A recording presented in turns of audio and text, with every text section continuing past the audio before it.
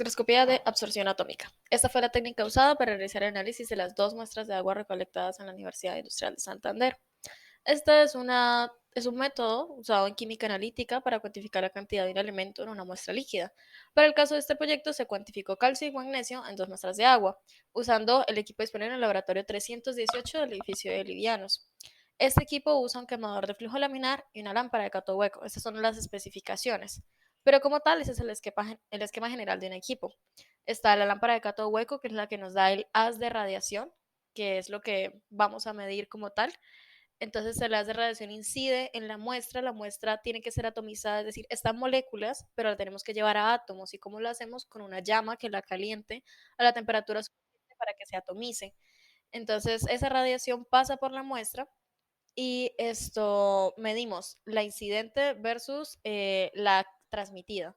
Además, para medir el ruido de fondo, pues aquí hay un chopper que va haciendo intermitente la radiación.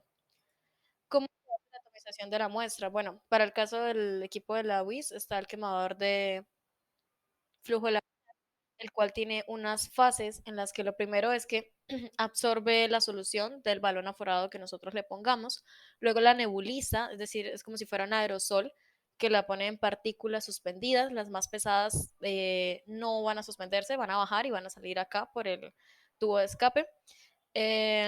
Van a seguir un proceso que les va a quitar el solvente, es decir, les va a quitar el agua, luego van a dejar solamente los compuestos puros y por último van a dejar los átomos libres.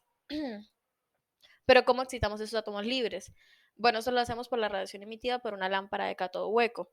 Es un ánodo y un cátodo que están conectados a una batería, pero el cátodo tiene algo particular y es que tiene una cápsula que está llena por un gas inerte como argono neón y este gas por la diferencia de potencial se va a ionizar, es decir, va a empezar a moverse mucho más rápido dentro del espacio y va a chocar contra el cátodo está hecho del metal que queremos analizar. Entonces, en este caso, si queremos analizar calcio, el cátodo está hecho de calcio.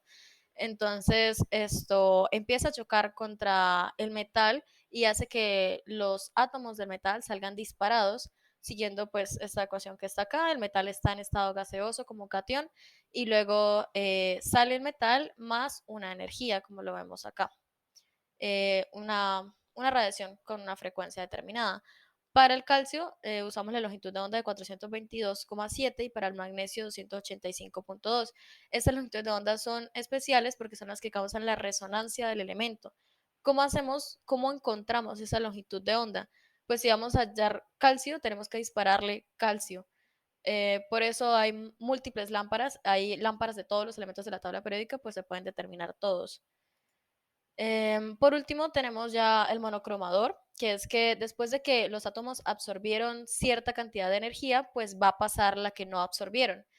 ¿Y cómo nosotros cuantificamos esto? Con un monocromador que, bueno, este es un ejemplo, puede ser de transmitancia o de grating, de reflexión, como es en este caso, en el que viene el haz de luz de la fuente y luego se refleja y se lleva al detector. Sin embargo, la inclinación que tienen estos espejos ayuda a separar los haces de luz y a identificar la longitud de onda que queremos. Es decir, esta lámpara, aunque está hecha de un solo metal y pues en teoría debería emitir a una sola frecuencia, pues no, a un rango, aunque es pequeño, emiten un rango y nosotros queremos una muy especial en nanómetros. Entonces, ¿cómo la llamo? Con el monocromador, que es el que me separa los haces de luz y me identifica el que yo le diga al equipo. Pues esto se puede calcular numéricamente, generalmente se usa la ley de Bragg o la ley para las rejillas de transmitancia. ¿Cómo se hace el cálculo de la concentración de una muestra? A partir de la absorbancia. ¿Qué me calcula el equipo? Absorbancia porque es espectroscopía de absorción atómica. Esta es llamada la ley de Beer, que se puede expresar de estas dos maneras. Una forma fácil de verla es que tenemos una radiación de cierta lambda que incide por una muestra que tiene cierta concentración, incide por un paso óptico de cierta longitud. Entonces tenemos una intensidad incidente y una intensidad transmitida y si hacemos el logaritmo en base 10 de la razón de estas, pues vamos a encontrar también esta relación que va a ser equivalente al coeficiente de absortividad molar, la concentración y la longitud. Si tenemos la absorción, tenemos el coeficiente y tenemos la longitud, podemos despejar la concentración. Entonces así es como hallamos la concentración de un elemento en una muestra. Las conclusiones de este proyecto fueron que el agua del bebedero tiene 84 ppm de carbonato de calcio y la muestra del baño 82,63.